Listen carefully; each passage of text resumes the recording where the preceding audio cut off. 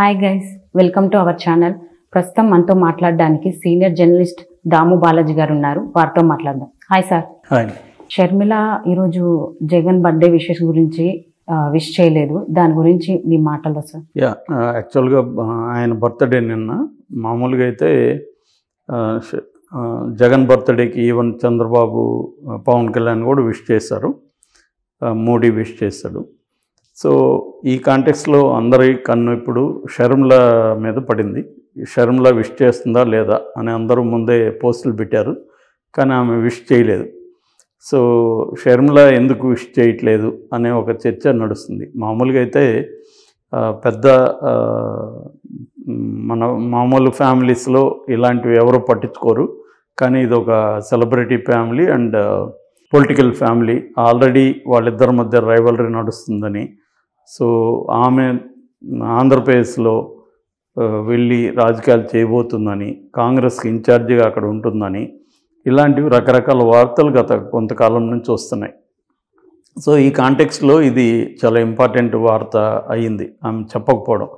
పైగా ఆమె ఏమన్నా వేరే ఏం పోస్టులు పెట్టకపోయినా పర్వాలేదు, ఒక పోస్ట్ పెట్టింది ఆమె అదే టైంలో. ఆ పోస్ట్ ఏంటంటే, నేను మా ఇద్దరు పిల్లల అకాడమిక్ ఎక్సలెన్స్ గురించి ప్రౌడ్గా ఫీల్ అవుతున్నాను, దాని గురించి షేర్ చేసుకోవాలనుకుంటున్నానని చెప్పి వాళ్ళిద్దరి పిల్లలకి కంగ్రాట్స్ చెప్పింది. కొడుకేమో master of science in applied economics and predictive analytics, దాంట్లో మాస్టర్స్ డిగ్రీ సంపాదించాడు.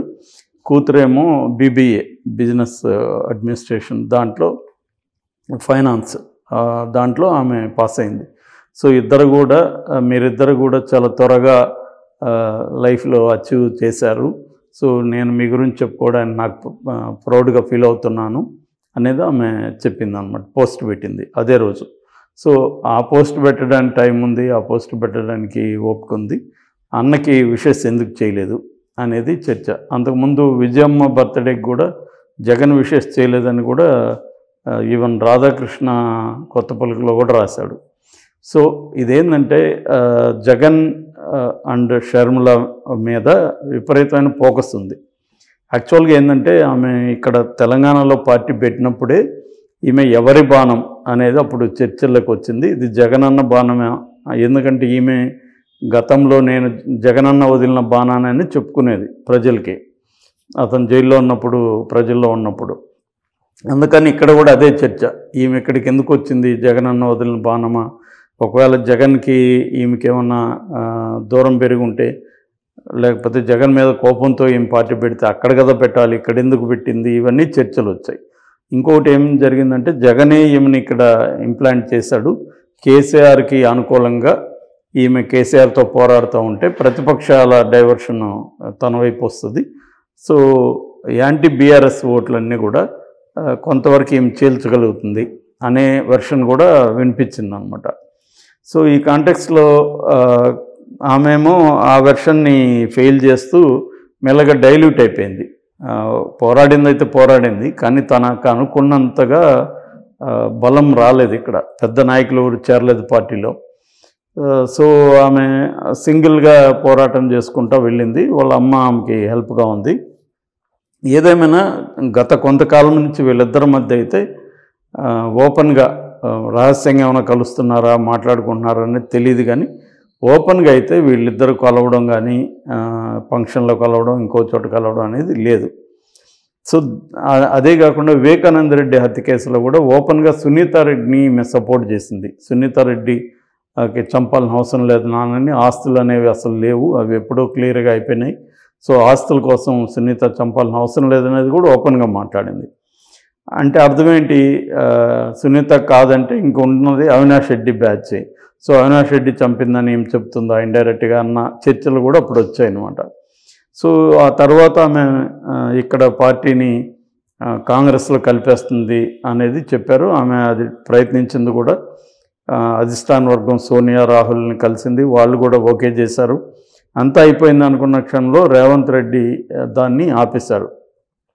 దానికి ఆయన కారణాలు ఏంటంటే, ఒకటి తనకి ఇంకొక పవర్ సెంటర్, ఆల్రెడీ తెలంగాణలో అనేక పవర్ సెంటర్స్ ఉన్నాయి, తను ఇంకొక పవర్ సెంటర్ అయ్యి తనకు ఇబ్బంది అవుతుంది అనేది ఒకటి. రెండవది కేసీఆర్ ఈమె కానీ జాయిన్ అయితే కేసీఆర్ ఈ ఎలిమెంట్ని సెంటిమెంట్గా ఉపయోగించుకోవడానికి, అంటే ఆంధ్ర వాళ్ళు మళ్ళీ కాంగ్రెస్లో చేరారు, మళ్ళీ ఇది ఢిల్లీ నుంచి లేదా ఆంధ్ర నుంచి కాంగ్రెస్ ద్వారా తెలంగాణని కంట్రోల్ చేస్తారు, మళ్ళీ గతంలో ఉన్నదే వస్తుంది అనేది సెంటిమెంట్ రగులుస్తాడనేది రేవంత్ రెడ్డి అభిప్రాయం. దాంతో కన్విన్స్ అయ్యి అతన్ని ఆమెను ఆపేశారు, రిజాల్వ్ కాకుండా. సో ఇప్పుడు వినిపిస్తున్నది ఏంటంటే కొత్తగా ఈమె అక్కడ పోయి ఆంధ్రప్రదేశ్లో పనిచేయబోతుంది, కాంగ్రెస్ తరఫున కంప్లీట్గా ఆంధ్రప్రదేశ్కి ఇన్ఛార్జిగా ఉండబోతుంది అనేది చెప్తున్నారు. సో ఇది జగన్కి నష్టమా లాభమా అన్న చర్చ నడుస్తుంది. అంటే కాంగ్రెస్లో ఈమె వెళితే ఈమెకి ఎంత అక్కడ మైలేజ్ ఉంటుంది ఫస్ట్ ఆఫ్ ఆల్, ఎందుకంటే ఈమె రాజశేఖర రెడ్డి కూతురు కావచ్చు, కానీ రాజశేఖర రెడ్డి అభిమానులు కావచ్చు, రాజశేఖర రెడ్డిని ఇంత గతంలో ఆయనతో కలిసి పనిచేసిన వాళ్ళందరూ కూడా మ్యాక్సిమం జగన్తో ఉన్నారు. అట్లాగే కాంగ్రెస్లో బలమైన వర్గం కూడా జగన్తో వెళ్ళిపోయారు. ఇప్పుడు అక్కడ కాంగ్రెస్లో ఎవరూ లేరు, ఉన్న తులసిరెడ్డి లేకపోతే రఘువీరారెడ్డి లాంటి వాళ్ళు కూడా యాక్టివ్గా లేరు. సో అలాంటి కాంటెక్స్లో ఈమె వెళితే ఈమెకి ఏ వర్గాల నుంచి సపోర్ట్ వస్తుంది అనేది ఒక పెద్ద ప్రశ్న. రెండవ ప్రశ్న ఏంటంటే ఈమె కాంగ్రెస్లోకి వెళ్ళడం వెనక జగనే ఉన్నాడు అనేది కూడా ఒక థియరీ ఉంది. అంటే జగనే ఈమెని కాంగ్రెస్లోకి పెట్టాడు. ఇన్ కేసు రేపు పొద్దున బీజేపీ సెంట్రల్ లెవెల్లో ఓడిపోతే, ఇండియా కూటమి వస్తే కాంగ్రెస్కి బలం ఉంటుంది కాబట్టి రేపొద్దున కాంగ్రెస్ తనని ఇబ్బంది పెట్టకుండా ఈమె ద్వారా రాయబారాలు నడపచ్చు అనేది జగన్కు ఉందనేది ఒకటి. రెండవది, తనకి జనసేన తెలుగుదేశం కలవడం ద్వారా ఒక పెద్ద ఛాలెంజ్ ఎదురవుతుంది. ఎందుకంటే వ్యతిరేక ఓట్లు చీలవు, జగన్కి వ్యతిరేకంగా, ప్రభుత్వానికి వ్యతిరేకంగా ఉండే యాంటీ ఇన్కంబెన్సీ అంటారు కదా, ఈ యాంటీ ఇన్కంబెన్సీ ఓట్లు అనేవి చీలవు అనమాట. ఇప్పుడు దాన్ని చీల్చే వాళ్ళు కొంత కావాలి. చీలకుండా ఐక్యంగా వీళ్ళు ఉంటే వాళ్ళకి పడాయంటే తనకి ఇబ్బంది ఉంది. ఎందుకంటే తెలుగుదేశం ట్రెడిషనల్గా 35 to 40% ఓట్ల షేర్ ఉంది. జనసేనకి గత 2019లో తీసుకున్నప్పుడు అరౌండ్ 6% పైన ఓట్ల షేర్ వచ్చింది. అది కొంత పెరిగిందని చెప్తున్నారు. ఖచ్చితంగా ఉభయ గోదావరి జిల్లాల లాంటి ఏరియాల్లో ఖచ్చితంగా జనసేనకు కూడా ఒక 10% ఓట్లు ఉంది. సో ఇప్పుడు ఆ రెండు కలిస్తే జగన్కి ప్రాబ్లం అవుతుంది. అందుకని కొన్ని ఓట్లైనా సరే చీలిస్తే బాగుంటుంది అనేది జగన్ ఆలోచన. అందుకనే బీజేపీ సపరేట్గా పోటీ చేయాలని, కాంగ్రెస్ కూడా కొంత స్ట్రెంగ్త్ అయితే మంచిదని జగన్ ఆలోచిస్తున్నట్టుగా చెబుతున్నారు. సో ఈ అమ్మాయి కానీ వచ్చి రైవలరీగా నిలబడి పోటీ చేస్తే కొంత క్రిస్టియన్ ఓట్లు, కొంత రెడ్డి ఈ సామాజిక వర్గాల నుంచి, అసంతృప్తి వర్గాల నుంచి చీల్తాయి అనేది ఒక అంచనా. కానీ మరి ఆ వర్గాలే కదా జగన్కి కూడా సపోర్టు, ఆ వర్గాలు చీల్తే జగన్కి నష్టం కదా అనే వాదన కూడా ఉంది. కాకపోతే ఏంటంటే నా అభిప్రాయం, కాంగ్రెస్కి ఆంధ్రప్రదేశ్లో ఇప్పటికిప్పుడు ఈమె వచ్చిన పెద్ద ఫరక్ పడే అవకాశం లేదు. ఎందుకంటే పెద్ద టైం లేదు, ఇంకొక 2 నెలల్లో ఎలక్షన్ రాబోతున్నాయి, మార్చికే ఎలక్షన్లు వచ్చేస్తాయి.